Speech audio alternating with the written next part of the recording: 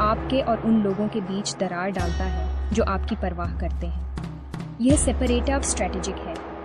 आपको बाहरी विचारों से काटकर गैसलाइटर यह सुनिश्चित करता है कि उनकी आवाज़ ही इररेड्यूसिबल आवाज़ है जिसे आप सुनते हैं। दोस्तों या परिवार के बिना जो आपके अनुभवों को वैलिडेट कर सकें और पुष्टि कर सकें कि आप जो महसूस कर रहे हैं वह असली है। आप उनके मैनिपुलेशन और कंट्रोल के लिए और भी रिमेम्बर वल्नरेबल हो जाते हैं, उनकी विकृत दुनिया में फंस जाते हैं। लंबे समय तक गैसलाइटिंग का साइकोलॉजिकल इम्पैक्ट बहुत बुरा हो सकता है, जिससे गहरे और स्थायी इमोशनल स्कार्स रह जाते हैं। शॉर्ट टर्म में विक्टिम्स अक्सर एंग्जाइटी, कंफ्यूजन और एक लगातार ऐसी फीलिंग महसूस करते हैं कि कुछ गलत है, भले ही वे यह न बता पाएं कि वह क्या है। आप खुद को अपने हर डिसीजन पर दोबारा विचार करते हुए पा सकते हैं, छोटे डेली चॉइसेस से लेकर बड़े लाइफ प्लान्स तक। यह लगातार सेल्फ डाउट पैरालाइज कर सकता है, जिससे कॉन्फिडेंस में रिड्यूसी और सेल्फ वर्थ की भावना कम हो जाती है। आपको ऐसा लग सकता है कि आप अंडों पर चल रहे हैं, लगातार गैसलाइटर के रिएक्शंस का अनुमान लगाने की कोशिश कर रहे हैं ताकि मैनिपुलेशन और इनकार का एक और दौर शुरू न हो, जो जीने का एक थका देने वाला तरीका है। जैसे जैसे गैसलाइटिंग जारी रहती है, लॉन्ग टर्म इफेक्ट्स और भी सीरियस हो सकते हैं, जिससे गंभीर मेंटल हेल्थ प्रॉब्लम्स हो सकती हैं। कई victims clinical anxiety disorder, depression और यहाँ तक कि पोस्ट ट्रॉमेटिक स्ट्रेस डिसऑर्डर भी डेवलप कर लेते हैं। अपनी रियलिटी को खारिज किए जाने का लगातार स्ट्रेस आपकी मेंटल रेजिलियंस को कम कर सकता है, जिससे डेली लाइफ में फंक्शन करना मुश्किल हो जाता है। आप उन हॉबीज और एक्टिविटीज में इंटरेस्ट खो सकते हैं जिनका आप कभी आनंद लेते थे, सोशल इंटरेक्शन से पीछे हट सकते हैं और निराशा और हताशा की भावनाओं से जूझ सकते हैं। दुनिया एक असुरक्षित और अप्रत्याशित जगह लगने लग सकती है, क्योंकि जिस व्यक्ति पर आपने सबसे रिमेम्बर भरोसा किया था, उसने आपकी खुद की परसेप्शन और इंस्टिंक्ट पर भरोसा करने की आपकी क्षमता को सिस्टमेटिकली नष्ट कर दिया है। गैसलाइटिंग का एक और गहरा प्रभाव आपकी आइडेंटिटी का खत्म होना है। मैनिपुलेटर यह तय करता है कि आप कौन हैं। आपकी अपनी सेल्फ कॉन्सेप्ट को उस नकारात्मक और विकृत वर्जन से बदल देता है जिसे उन्होंने आपके लिए बनाया है। वे आपसे कह सकते हैं कि आप जरूरतमंद, इनरिड्यूसिबल या अनलवेबल हैं, और इसे कई बार सुनने के बाद आप इस पर विश्वास करने लग सकते हैं। इससे खालीपन की गहरी भावना और अपनी आवाज का खोना हो सकता है। आप भूल सकते हैं कि आप किस चीज की परवाह करते थे, आपके अपने विचार क्या थे, या रिलेशनशिप से पहले आपको क्या खुशी देता था।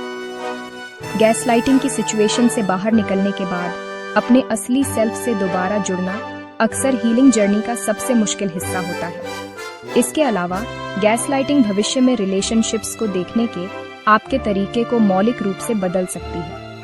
इतनी प्रोफाउंडली से मैनिपुलेट होने के बाद दूसरों पर फिर से भरोसा करना एक इम्पॉसिबल काम लग सकता है।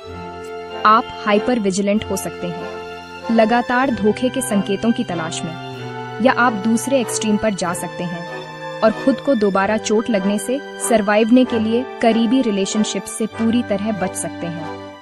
यह एक्सपीरियंस आपको सिखाता है कि इंटीमेसी खतरनाक हो सकती है और वल्नरेबिलिटी का इस्तेमाल आपके खिलाफ किया जा सकता है।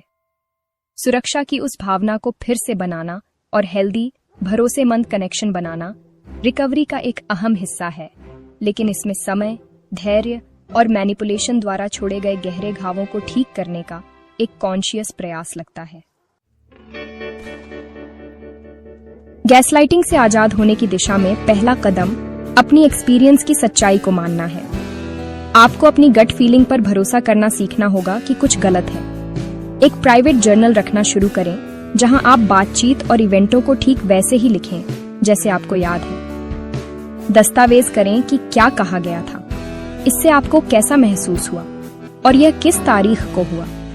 यह लिखित रिकॉर्ड आपकी रियलिटी के लिए एक एंकर के रूप में काम कर सकता है जब गैसलाइटर पास्ट को नकारने या विकृत करने की कोशिश करता है। जब वे कहते हैं वह कभी हुआ ही नहीं, तो आप अपने ही शब्दों को देख सकते हैं और अपनी परसेप्शन की पुष्टि कर सकते हैं। अपनी खुद की एक्सपीरियंस को वैलिडेट करने का यह सिंपल एक्ट आपके दिमाग और आपके सेल्फ सेंस को वापस पाने में एक शक्तिशाली पहला कदम है। इसके बाद बाहरी सपोर्ट लेना और उन लोगों से दोबारा जुड़ना जरूरी है जिन पर आप भरोसा करते हैं। किसी करीबी दोस्त, परिवार के सदस्य या एक प्रोफेशनल थेरेपिस्ट से संपर्क करें जो एक ऑब्जेक्टिव पर्सपेक्टिव दे सके। उनके साथ अपनी एक्सपीरियंस शेयर करें और जब वे आपकी फीलिंग्स को वैलिडेट करें तो सुनें।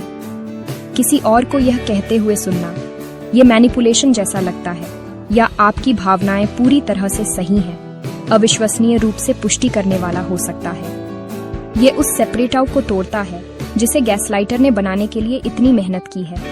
एक थेरेपिस्ट खासकर आपको गैसलाइटिंग टैक्टिक्स को पहचानने, मजबूत बाउंड्रीज तय करने और रिलेशनशिप को सुरक्षित रूप से नेविगेट करने या छोड़ने की योजना बनाने के लिए टूल्स और स्ट्रैटेजीज प्रदान कर सकता है।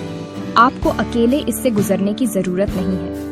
मजबूत बाउंड्रीज तय करना और उन्हें लागू करना इस साइकिल को रोकने का एक नॉन नेगोशिएबल हिस्सा है। आपको यह तय करना होगा कि आप किस बिहेवियर को अब बर्दाश्त नहीं करेंगे। इसका मतलब यह हो सकता है कि उन आर्ग्यूमेंट्स में शामिल होने से इनकार करना जहां आपकी रियलिटी को नकारा जा रहा है। आप ऐसी बातें कह सकते हैं, हमें वह घटना अलग तरह से याद है और मैं इस पर बहस नहीं करने वाला, या मैं यह बातचीत जारी नहीं रखूंगा अगर आप मेरी फीलिंग्स को खारिज करने वाले हैं। शुरू में गैसलाइटर शायद इन बाउंड्रीज के खिलाफ धकेलेगा, लेकिन आपको दृढ़ रहना होगा। यह उन्हें बदलने के बारे में नहीं है, यह खुद को सर्वाइवने के बारे में है।